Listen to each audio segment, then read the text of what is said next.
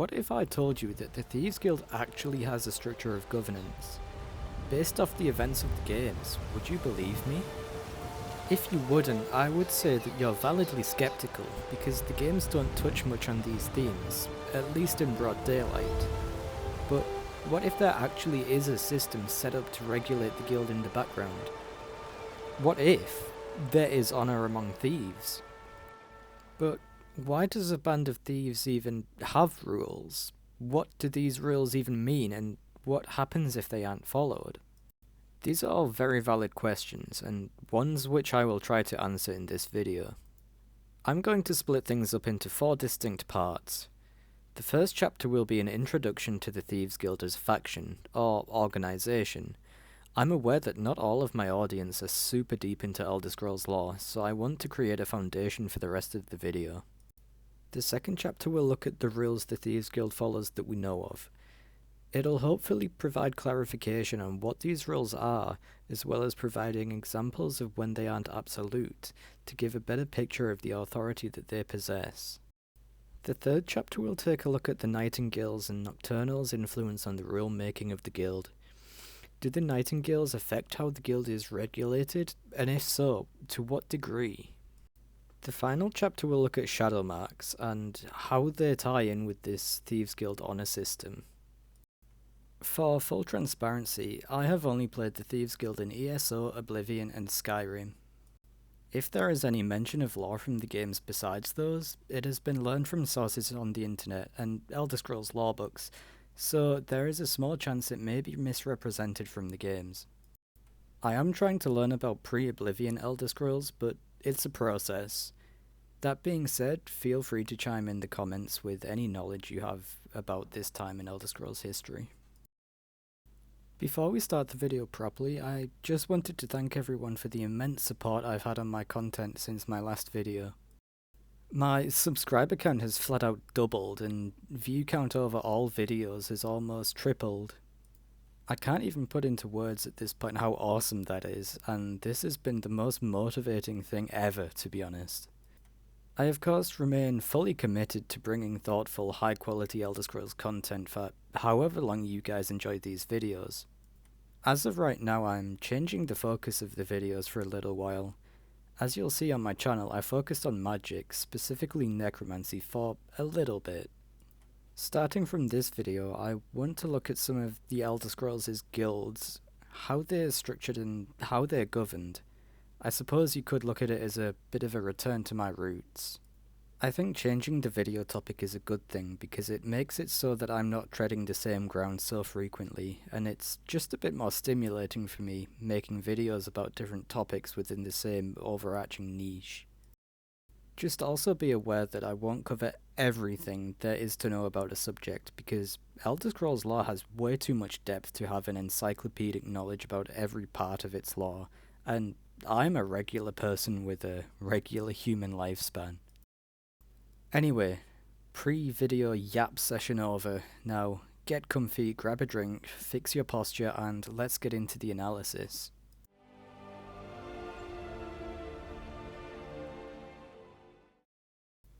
At its core, the Thieves Guild is very much just an organised group of thieves.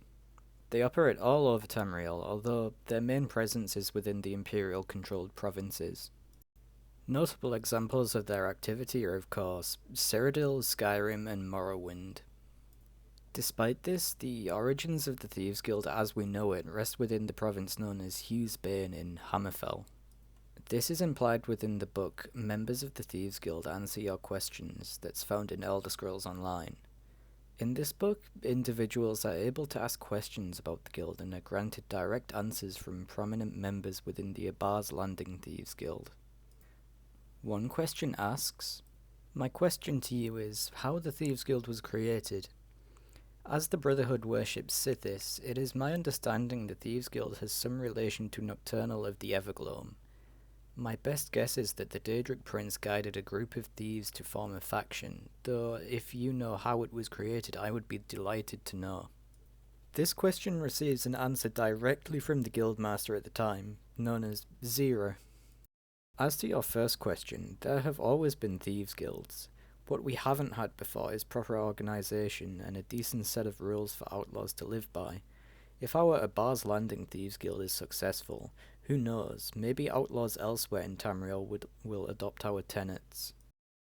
So, to sum up Zira's reply, prior to the events of the Elder Scrolls Online, the Thieves Guild as an organisation did exist. It just didn't exist in an organised fashion like the Abar's Landing Guild did, and subsequently all other Thieves Guilds that we can witness in the games. During the events of the games, we witnessed that it's not always smooth sailing for the guild. In the case of the Elder Scrolls Online, they're hunted down by an external organisation known as the Iron Wheel. As for Morrowind, the guild struggles for control of criminal activities on Vardenfell against the Kimona Tong, a similar guild with more extreme views who have infiltrated the Fighters Guild. In Oblivion, Hieronymus Lex makes it his ultimate goal to take the guild leader, the Grey Fox, into custody. And in Skyrim, the guild is fractured behind closed doors, down on its luck, and its guildmaster is using guild resources for his own gain. Throughout these events in the games, the player works with the guild to put an end to these issues and ensure the stability and continued success of the guild moving forward. One common theme in all of these questlines, though, ironically, is the fight to do what's right. The question of what is right is of course a question guided largely by morals, but it's also defined in some part by rules and standards that often arise from morality. The next chapter will discuss these rules in more depth and analyse the scenarios in where they are especially relevant much more closely.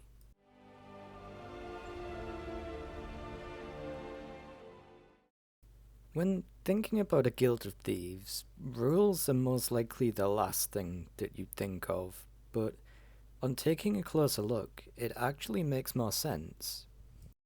When organising a group of people, implementing rules to keep order is a natural next step.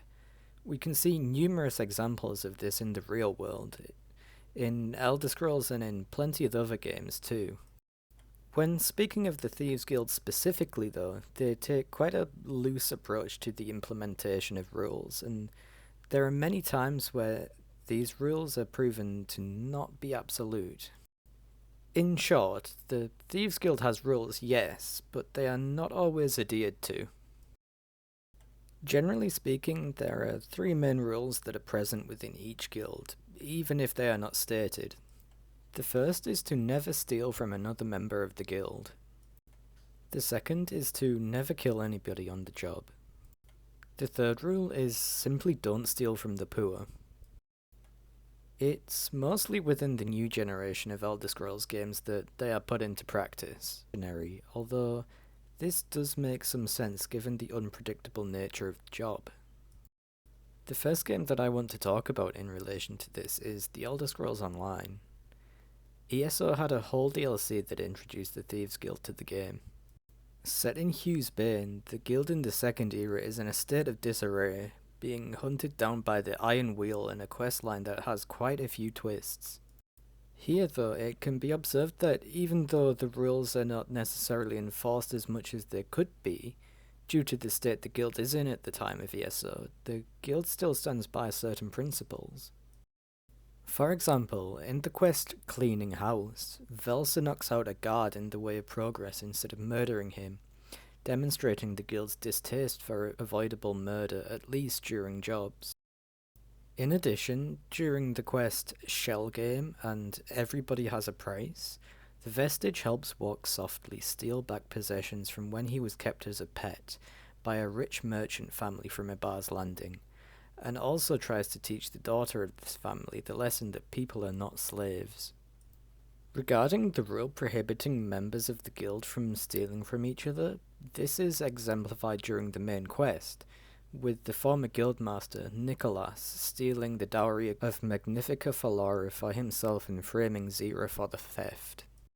This plays directly into the events of the questline, where the Vestige helps the guild bring Nicholas to justice, or death, and close out the story for the members betrayed by Nicholas.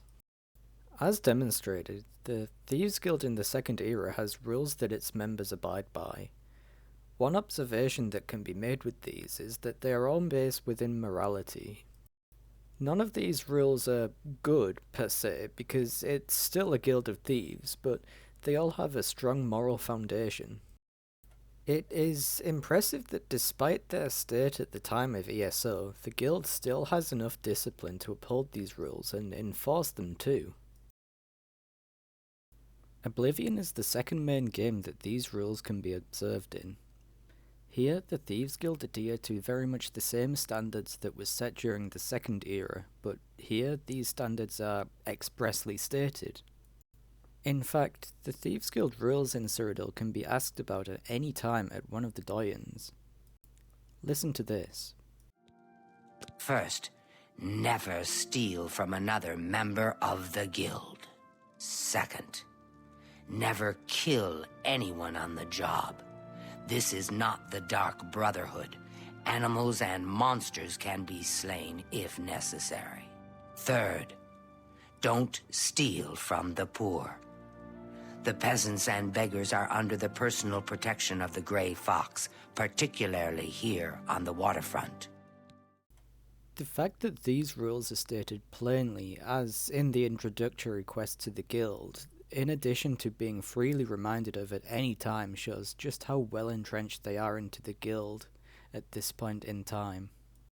As far as breaking the rules decreed by the guild, the punishments for these are usually monetary, which makes sense considering a guild about stealing takes profit to forgive one's transgressions.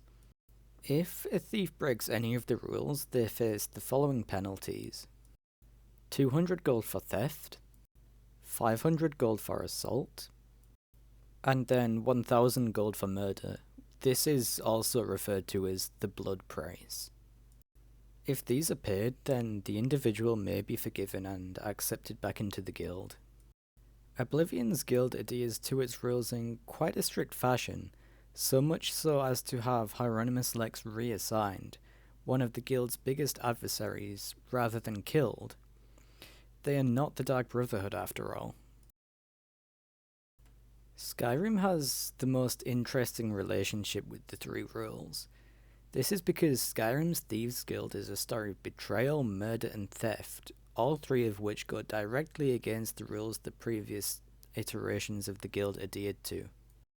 If you've played Skyrim, you'll know that the Thieves Guild storyline concerns itself with the guildmaster setting up an ex-guild member for a murder that she did not commit in order to protect himself. These events were originally kicked off as a result of Mercer Frey directly contravening the guild's old rules. In order to do this, Frey was stealing from the guild, and in order to prevent Gallus, the guildmaster at the time, from outing him to the rest of the guild, murdered the guildmaster.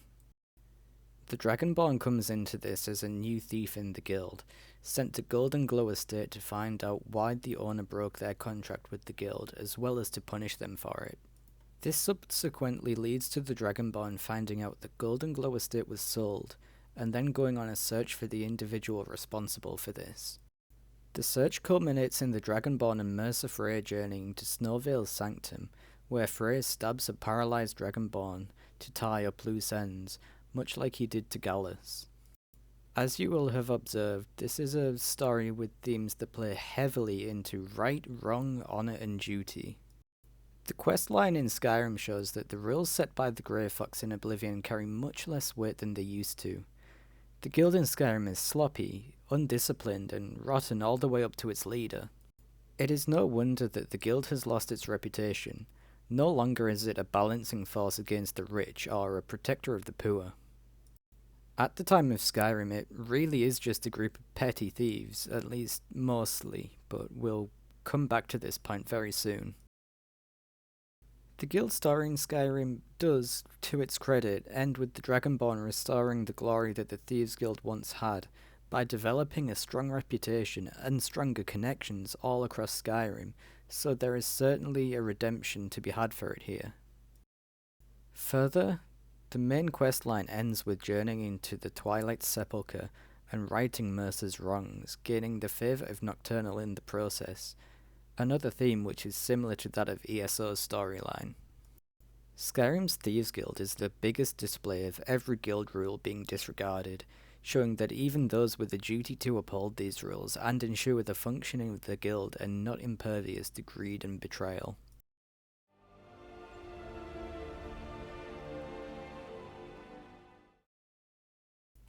As told by Gallus Desidenius in his book The Nightingales, this is a group who believe that Nocturnal is the patron of thieves.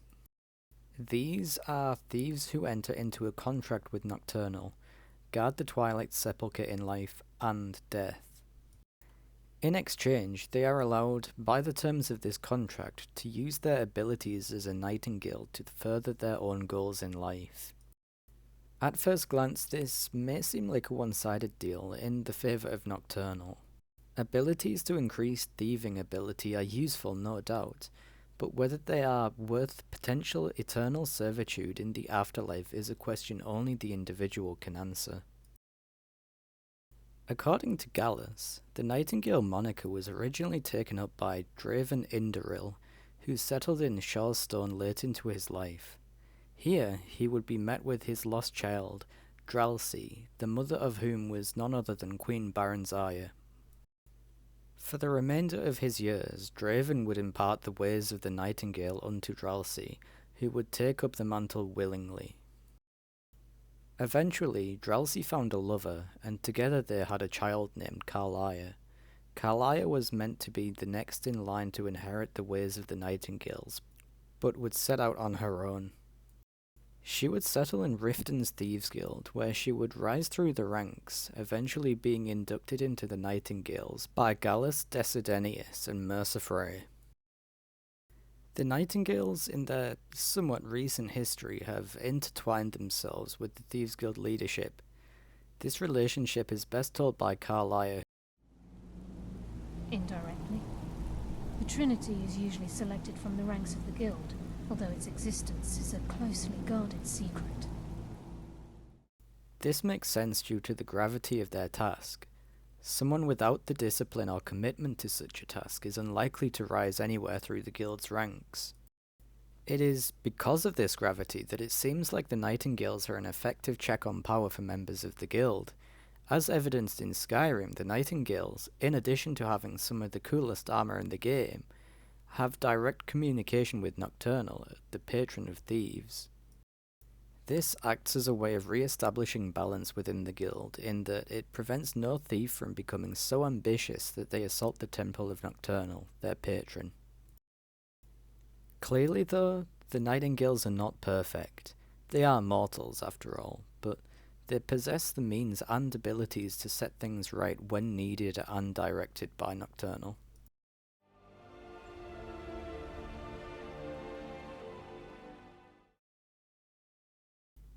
The last topic that warrants discussion is Shadowmarks. This isn't a long chapter by any means, but does have some interesting implications. Although simple in nature, Shadowmarks gives guidance to thieves in the world of Skyrim. Think of them like a secret language that realistically only members of the guild would be aware of. There are 9 types of Shadowmarks, which you can see on screen now. Even if they are mostly self-serving, it can be observed that there are locations that are off limits to thievery. This could show that the guild has some moral standards, but most likely it is just them upholding transactions that have been made, i.e. a cut of profits in exchange for guild protection. This reasoning is also corroborated by Dorvin Mallory in his book Shadowmarks. Although it is a small thing, these Shadowmarks clearly show that the guild has adopted its own rules, in addition to the original rules implemented in other iterations of the Thieves Guild.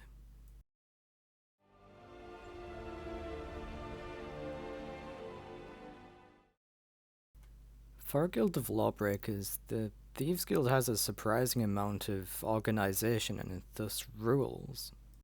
This can be largely attributed to having started in the Abar's Landing Guild, but has spread, generally speaking, all the way to Skyrim's guild. These rules are enforced in terms of a monetary penalty, a fitting deterrent for thieves. In the background of the guild too is the organisation of the Nightingales, Nocturnal's closest cooperators, who were left to protect the Twilight Sepulchre and put right the wrongs of guild members, as seen in the case of Mercer Frey. On top of this too are the Shadowmarks, small signatures that allow guild members to speak, guide and warn without ever uttering a word. These three main arms of regulation come together to form a surprisingly competent system of governance within the guild. Of course, having a system and utilising it properly are two completely different things, as we unfortunately see all too often in the real world, but it is nonetheless interesting that it exists in the context of the Thieves Guild. To wrap up, does this surprise you? It surprised me, because the Thieves Guild doesn't seem like the kind of guild to be run by a set of enforced rules. But what other rules can you think of, and are there any examples in this video that I've missed? Thank you very much for watching this video. This has been by far my favourite to script and put together. I think the script flows really nicely and the footage I captured makes it a pleasant video to watch, not just listen to, although no shame if that's how you prefer to enjoy my videos. I'm getting more acquainted with this whole YouTube thing now, and I hope it's showing in the content that I put out. As for my next video, I'm not set on a topic yet. I've been wanting to look at the effectiveness on the checks on power that Skyrim's Jarls have, but what would you like to see more of? That's all for me though. If you found this video worth your time, please consider liking and subscribing because it helps me reach channel goals I'm working towards, and it's just nice to see people enjoying the content that I put out. Thank you for watching, and I'll see you in the next one.